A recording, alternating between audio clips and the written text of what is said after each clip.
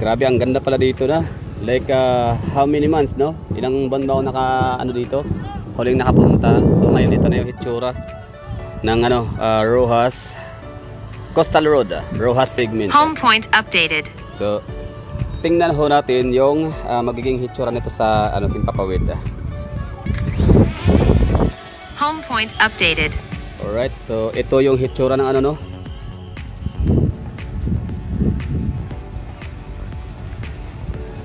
Yan yung hitsura natin dito sa hitsura natin. Ito yung hitsura ng ating ano, Coastal Road, no? Dito sa ating rotunda sa may Roxas segment. So sa mga di nakakaalam, just in case, no, baka meron pa dyan na mga nanonood or kakapanood lang. So itong area na to dito is ito yung ano second segment. So we have 4 segment dito sa ano natin, sa ating Davao City Coastal Road. So first segment is yun po yung pinakamataas, pinakamahaba, like 7 point something kilometer na nagsisimula sa may barangay Bagua Playa all the way to Matina, no, I mean sa ano, Times Beach, Ecoland, yung kanyang magiging ano, yung kanyang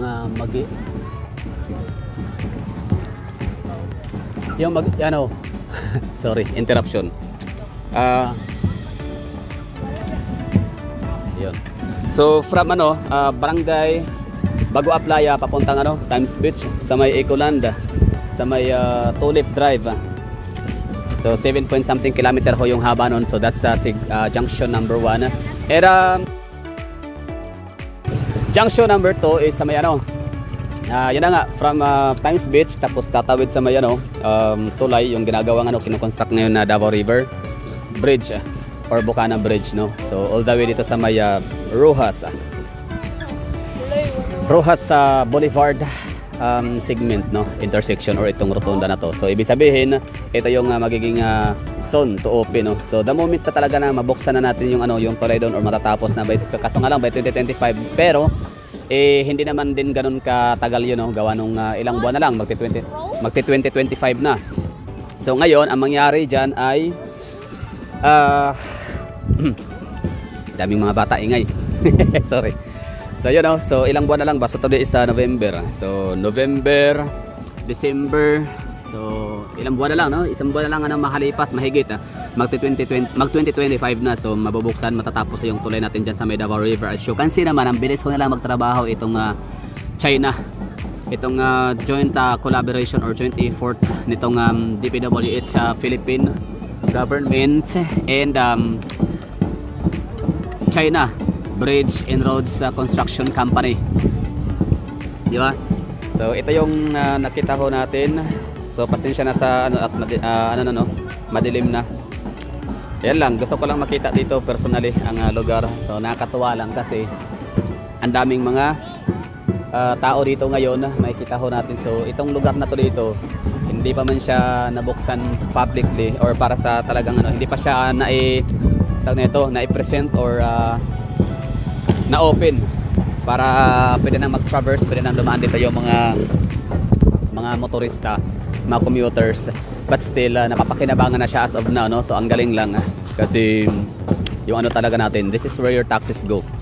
This is where our taxes go, no? So yung mga kinukonsumo natin ng mga pagkain, kahit hindi ka man nagbabayad ng ano, ng diretsong tax na 10% to 20%, the moment pa lang na kumakain ka ng bigas, di ba, umiinom ka ng sigaril, umiinom ka ng alak, umiinom ka ng ano, ng soft drinks, so lahat yan taxes yan, no?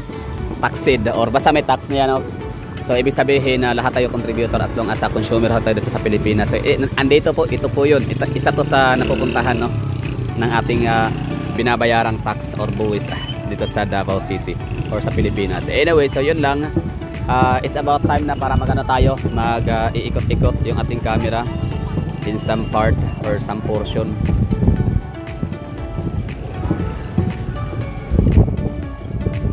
So ano natin to, iharap natin siya sa kabila. O nga pala, kung napapansin ho ninyo, itong ginagawa ho natin is live telecast ho ito, ha. Ibig sabihin ho nito is on the spot ba, no? Spontaneous.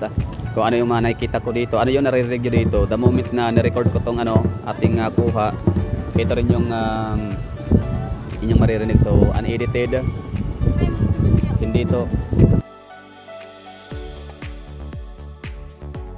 siya edited the moment na napalipad natin yung ano natin aircraft. So yun yung time na sasalita ho tayo dito. So ibig sabihin ho dito is ano siya on the spot, no, spontaneous. Ibig sabihin hindi siya unedited, no. So kumbaga anything under the heaven. So yun no, it is what it is. Well, we're facing naman na sa Rojas Avenue.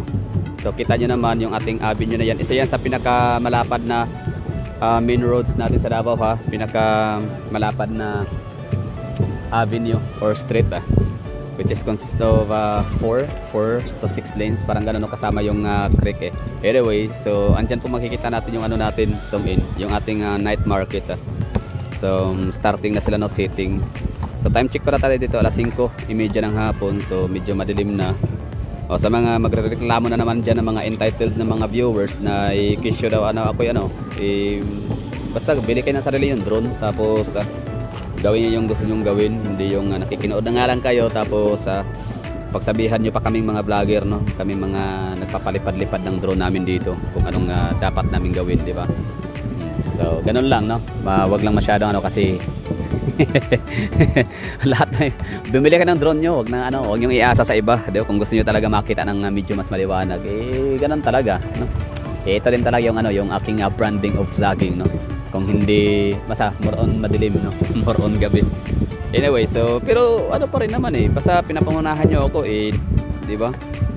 Anyway, so going back, so that's Rojas Night Market and city lights.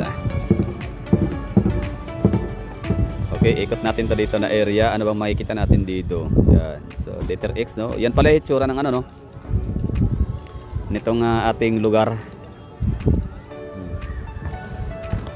So that's Mabini. Yes, Mabini Street. Ito Mabini Street. Itong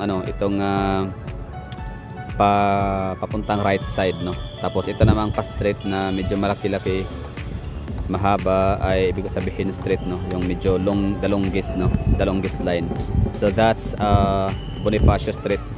Tapos yung kanyang makikita, yung matutumbok natin dyan na gusali, malaking gusali, that's Gaisano Grand Mall in Ilostre. Anyway, so yun, tanaw natin yung downtown Davao. So ito yung hitsura niya pala paggabi or pagka madilim, no.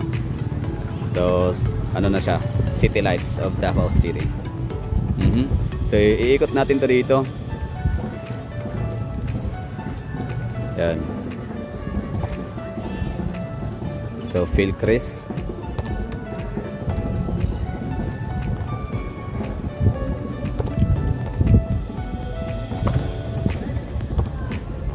Okay, baba.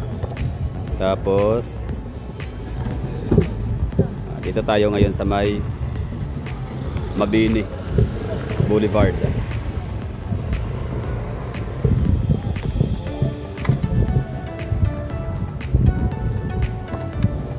Okay, so wala pa siyang ilaw, syempre hindi pa to open for public. Pero syempre may mga tao na dito na nagtitinda. Oo, may mga nagtitinda dito ng mga barbecue, ng mga isaw. Tapos may mga nagpa-practice ng sayaw, ganon. Maraming mga ginagawa ditong mga recreational activities ng mga tao, ng mga taga rito. Okay, so we are facing na naman sa may Magsaysay area. Di ba? So, yun, no. Tanaw natin yung tanaw natin dito yung tulay sa may Ramon Magsaysay Park or Santa Ana Bridge.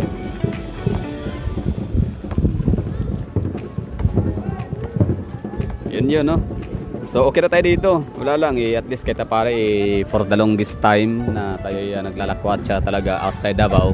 So, hito na, nakabalik na ulit tayo dito sa ating Coastal Road. Ako mismo ay nakita na, no, personally. So ito lang pala talaga hitsura ngayon. Ang ganda na kahit hindi pa siya tapos.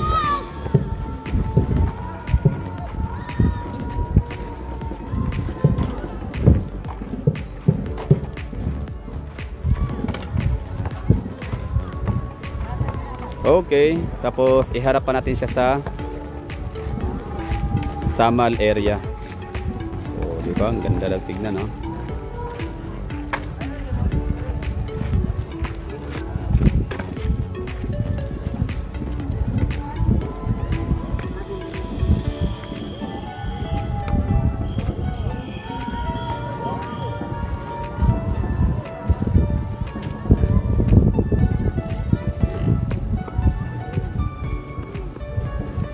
Anyway, dito na tayo, bababa na, no?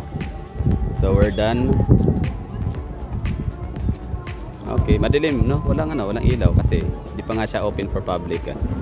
So we are facing Island Garden, City of Samal. Syempre, Samal Island never fails sa mga Davaoenyo kapag kailangan talaga nating liwaliw, magpapahinga, maliligo ng dagat. Okay na tayo dito.